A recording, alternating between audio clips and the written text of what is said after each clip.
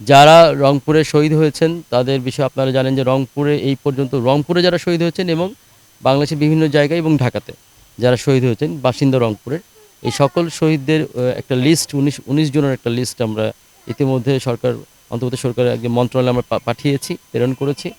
আর যারা হয়েছেন, যাদের পরিবার আছে তাদের পাশে জনপ্রশাসন আমরা জেলা প্রশাসন সর্বদাই রয়েছে। আমি সবাইকে বলেছি যে আপনাদের কোনো ধরনের কোনো সমস্যা হলে আমাদেরকে জানাবেন। তারা যেন সকলে একটা শক্ত ভিতের উপর থাকতে পারে। এরকমও আছে যে একমাত্র উপার্জনকারী ছিলেন, উনি শহীদ হয়েছেন। তারা উপার্জন করার মতো কেউ নাই। তার ছোট বাচ্চা আছে, এতিম হয়ে গেছে।